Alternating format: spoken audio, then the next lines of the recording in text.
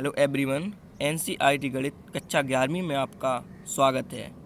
इसी क्रम में आज हम प्रश्नावली 5B का प्रश्न क्रमांक 22 सॉल्व कर रहे हैं, जिसमें हमारा दिया गया है थीटा का वास्तविक मान ज्ञात कीजिए यदि 1 + i cos थीटा बटे 1 - 2i cos थीटा शुद्ध वास्तविक है।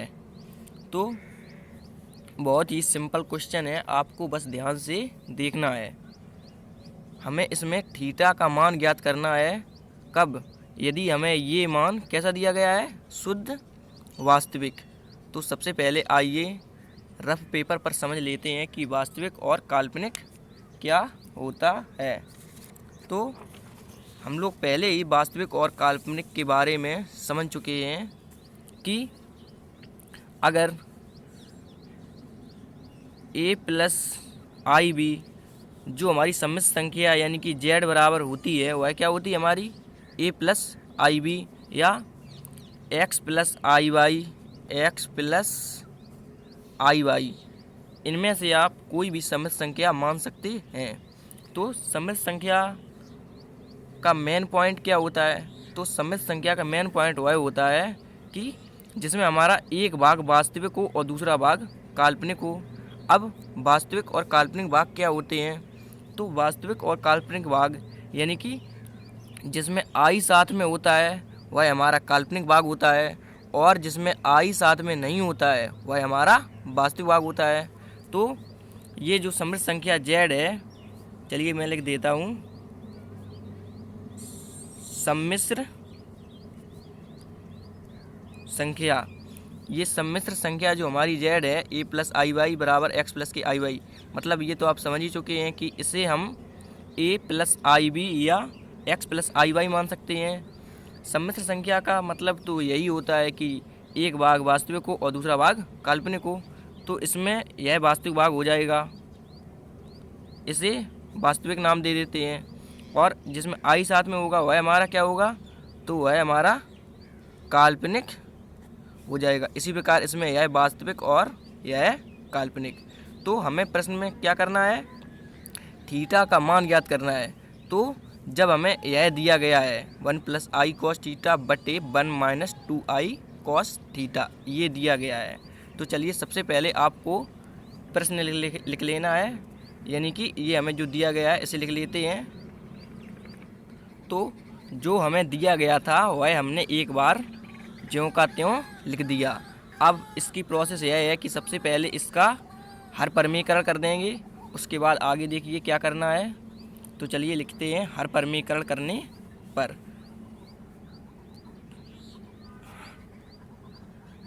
हर परमीकरण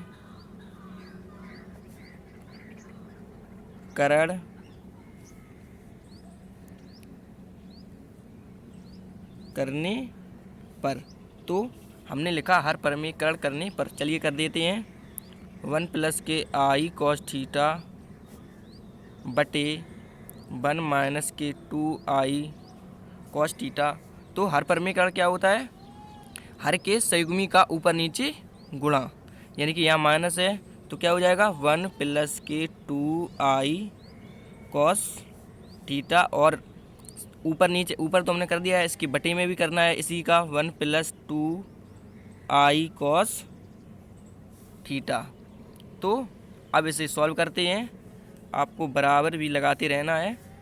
तो अब ऊपर का ऊपर गुणा कर देंगे और नीचे का नीचे। तो चलिए करते हैं, सबसे पहले आपको 1 का गुणा इस 1 में और 2i cos थीटा में करना है, उसके बाद i cos थीटा गुणा इन दोनों में करना है। तो चलिए कर देते हैं।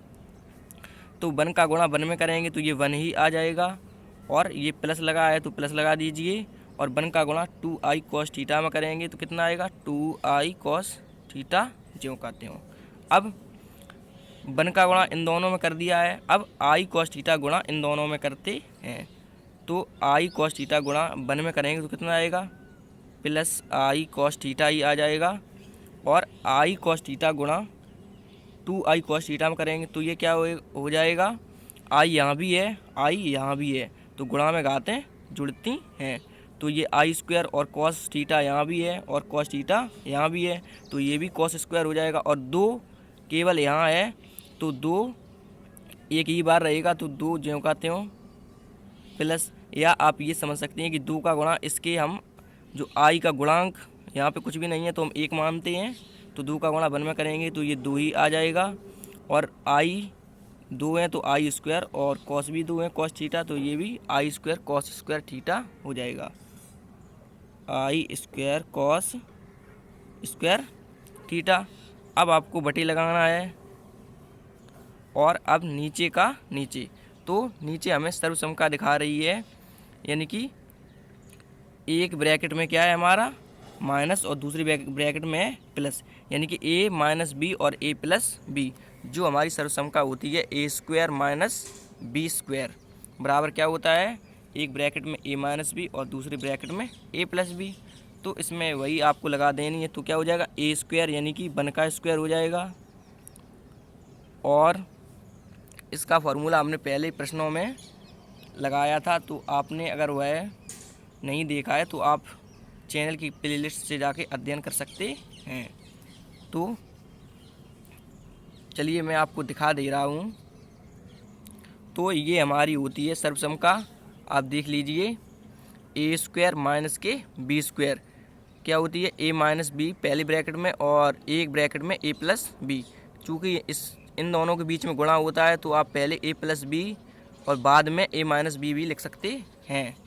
तो यहाँ पे लिखा हुआ है पहली ब्रैकेट में ए माइनस बी और दूसरे ब्रैकेट में ए प्लस बी, तो इसे हम किस फॉर्म का लिख सकते हैं, ए स्क्वायर और बी स्क्वायर, यानी कि 1 का स्क्वायर और इसका वर्ग हो जाएगा। तो हमने लिखा 1 का स्क्वायर और माइनस फार्मूले में ही होता है, माइनस लगा दिया। और अब इसका भी वर्ग कर देते हैं, 2i cos थीटा का वर्ग, 2i cos थीटा का वर्ग कर दीजिए। ये हमने सर्वसमका लगा दी है।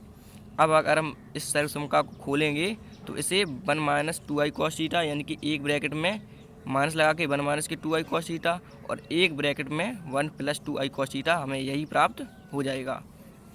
तो अब इसे आगे देखना है, चलिए इसे हटा देते हैं और अब इसे आगे देखते हैं।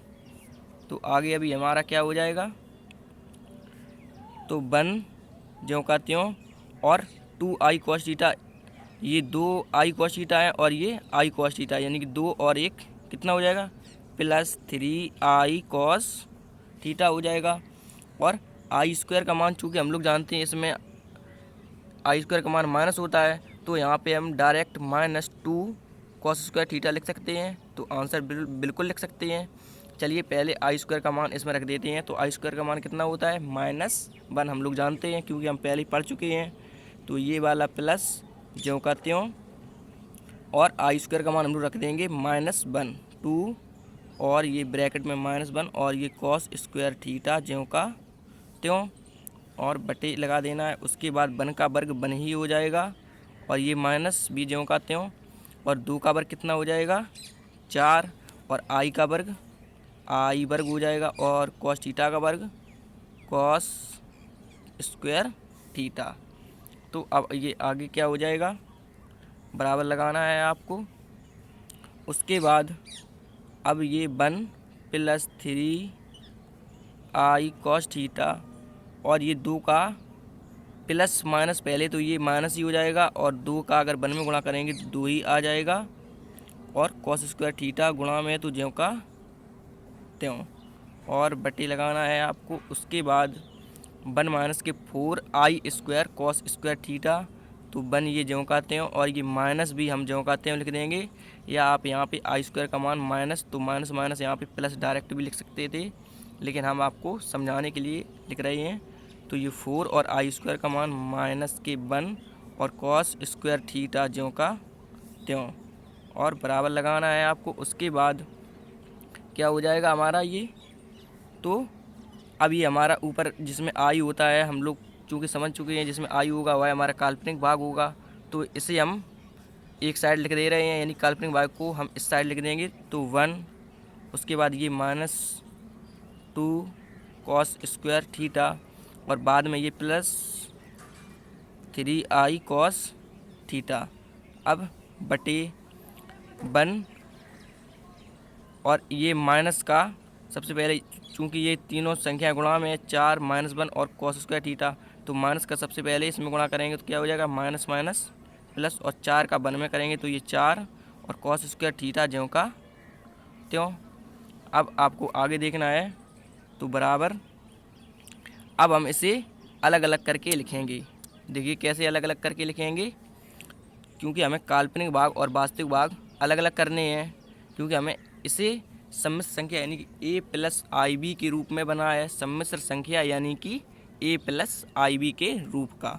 तो देखिए कैसे लिख देंगे इसे, 1 - 2 कॉस स्क्वायर थीटा, और अब हम इसे नहीं लिखेंगे क्योंकि यह काल्पनिक भाग है, तो इसे हम एक साइड करके लिखेंगे यानी कि इसे अलग भाग में बनाएंगे, और बटे ये एक बार लिख दीजिए 1 + 4 कॉस स्क्वायर थीटा, और ये वाला प्लस ज्यों का त्यों, और ये आई गुणा में है तो पहले हम ये आई लिख देते हैं, उसके बाद लिख देंगे 3, और ये क्या बचेगा हमारा कॉस थीटा, और बटे ये 1 + 4 कॉस स्क्वायर थीटा। तो हमने इसे, ये हमारा ज्यों का त्यों लिखा है, हमने इसे केवल अलग अलग करके लिखा है, यानी कि हर हर हर इस अंश के भी बटे में होगा हर, और इस अंश के भी बटे में हर होगा। तो अब हमारा प्रश्न में क्या दिया गया है वो आपको देखना है। प्रश्न में हमें दिया गया है शुद्ध वास्तविक है, ये हमारा मान कैसा है, शुद्ध वास्तविक। तो वास्तविक होने के लिए क्या होता है, वास्तविक होने के लिए जो हमारा काल्पनिक भाग होगा वह हमारा कैसा होगा, 0। तो चलिए इसे भी समझ लेते हैं कि मान लीजिए अभी हम लोग यह समझ चुके हैं कि वास्तविक और काल्पनिक, ये तो हम लोग समझ ही चुके हैं। तो आपको क्या देखना है कि वास्तविक के लिए हमसे कहा गया है प्रश्न में, तो हमारा काल्पनिक भाग कैसा होगा, 0, तभी तो हमें शुद्ध वास्तविक प्राप्त होगा। यानी कि मान लीजिए अगर मैं यहाँ पे लिख दूँ 2 + 3i, तो इसमें जिसमें i नहीं होगा ये तो हमारा मान लीजिए 2 वास्तविक हो जाएगा, और ये 3i कैसा होगा, काल्पनिक। तो हमें कैसा चाहिए, शुद्ध वास्तविक। तो शुद्ध वास्तविक के लिए हमारा काल्पनिक भाग क्या होगा, 0, तभी तो हमें शुद्ध वास्तविक प्राप्त होगा। अगर मैं इसे 2 + 0 लिख दूँ, इसे 3i को हमने क्या मान लिया है, 0, तभी तो हमें इसके बराबर में 2 शुद्ध वास्तविक मान तभी तो हमें प्राप्त होगा जब ये काल्पनिक भाग 0 होगा। आप फिर से समझ लीजिए कि अगर हम ये काल्पनिक भाग 0 कर देंगे तभी हमें ये वास्तविक भाग, शुद्ध वास्तविक भाग प्राप्त होगा। जो हमारा ये वास्तविक भाग इसमें है अभी, ये हमारा कैसा हो जाएगा, अब शुद्ध वास्तविक भाग हो जाएगा जब हम 3i यानी कि काल्पनिक भाग जो हमारा है उसे हम 0 मानेंगे तब। तो उसी प्रकार से हमें इसमें अब करना है कि हम इसमें शुद्ध वास्तविक के लिए, या फिर लिख देते हैं कि शुद्ध वास्तविक होने के लिए। तो हमने लिखा शुद्ध वास्तविक होने के लिए।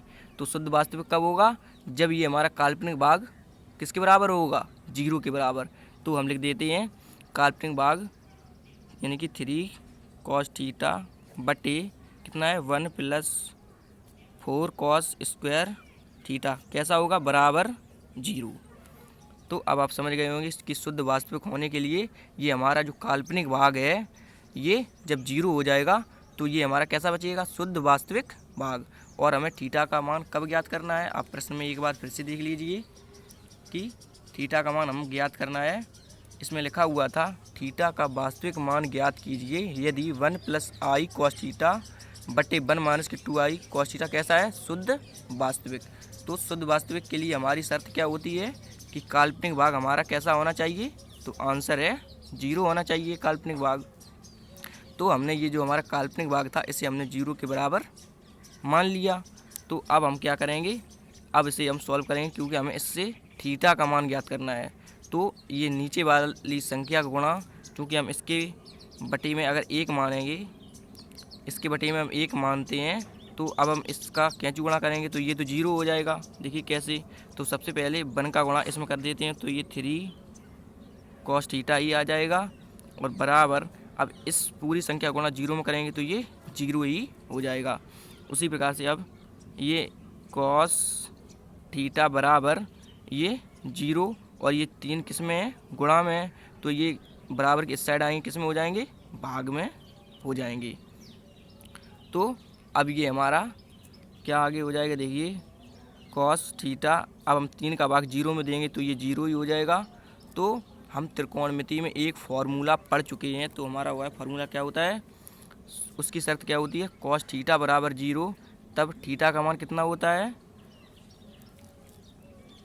लिख देते हैं, तब कॉस थीटा बराबर क्या लिखेंगे, कॉस थीटा बराबर 0, तब थीटा बराबर क्या होता है, थीटा बराबर क्या होता है 2n+1, ये n बना हुआ है 2n+1 और इनटू π/2, ये होता है थीटा का मान। कब, जब कॉस थीटा बराबर 0। वह हम लोग त्रिकोणमिति में पढ़ चुके हैं। अगर आपने नहीं पढ़ा है तो आप वहाँ से जाके पहले त्रिकोणमिति का अध्ययन कर लीजिए, तो आपको यह बहुत ही आसानी से समझ में आ जाएगा। ये हमारा फॉर्मूला है, आपको याद कर लेना है कि कॉस थीटा बराबर 0, तब थीटा बराबर 2n+1 इंटू π/2। तो यही हमारा क्या हो जाएगा, आंसर हो जाएगा, क्योंकि हमें प्रश्न में क्या ज्ञात करना था, थीटा का मान ही ज्ञात करना था।